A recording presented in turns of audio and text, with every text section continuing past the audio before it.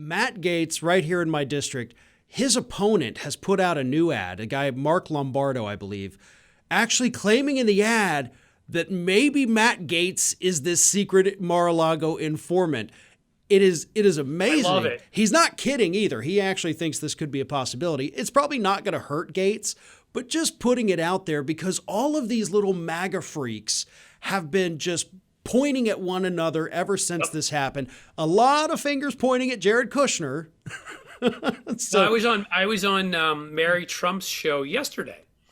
She's got a podcast, she's got a sort of group of people she has on to just talk about issues. And that's her theory, is that it's Jared Kushner. Now, I don't know if Mary is doing it just to mess with him, just to, or she really believes it, but I don't care. This is the part Democrats so often don't get. And whoever this guy is, Lombardo, I just think of the name from the movie Quick Change. I don't know if you ever saw that.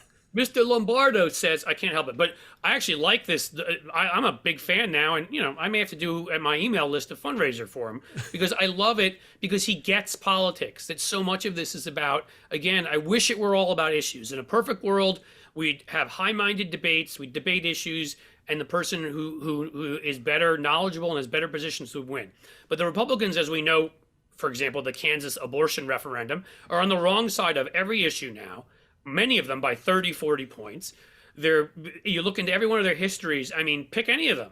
Matt Gaetz being looked into for child sex trafficking. Jim Jordan ignored the kids being raped at Ohio State. Marjorie Taylor Greene has all sorts of campaign finance violations in her past. Stalked one of the survivors of Parkland. I mean, Lauren Boebert is a walking criminal record. She and her husband. Her husband can't stop showing his penis or crashing into neighbors' lawns. She ditches her kids in the car when she's off-roading in Utah. I mean, the Republican Party at this point is flypaper for the worst. Literally, if you're among us and you're a sociopath or you're a narcissist, you get like a special bat signal that this is the party for you. So you know that you can get these people to infight and to argue and to do all of that. And it's people like this candidate Lombardo, and I've seen some of the other ones who've done. I mean, obviously Fetterman has done the most brilliant job of any Democrat. Just put them on the defensive, mock them, get them fighting with each other. Tim Ryan's done a great job here in Ohio with J.D. Vance, the little Yaley who's owned by Peter Thiel, who wrote a whole book basically saying that people like J.D. Vance were lazy and opioid addicted and whatever. And so now he's just going out reading passages of his book to the Republican base. I mean, you can play this right and understand that you're going to win votes by putting them on the defensive, by knocking them off message, by getting them to fight with their own people. It's a smart strategy. Yeah, and you bring up Oz and Fetterman, and my God, not only is Fetterman, for somebody who only within the last couple of days actually got back out on the campaign trail, just done a brilliant job of letting Oz destroy himself. And of course, prodding it along and showing people this. But sometimes that really is all you do. You can't have the hands-off approach like, oh, I'm just going to watch them self-destruct.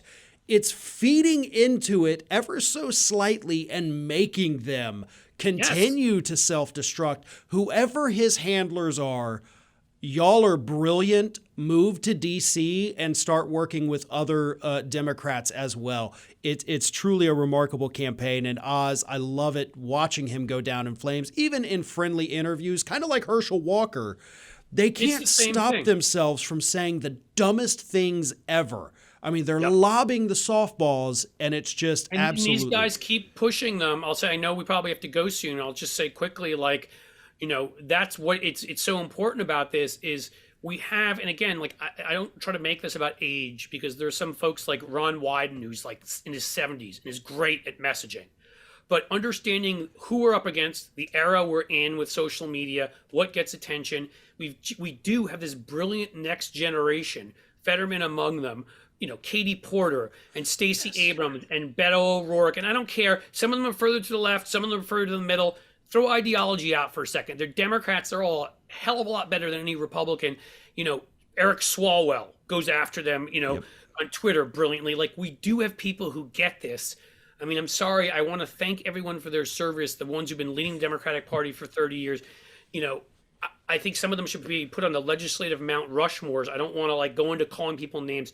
But they need, when the Trump thing breaks and you say, no comment, you're losing. Yeah. When the Trump thing breaks, I'm sorry, you stick that in. You stick that knife in so that he'll then respond and say something that hurts himself worse.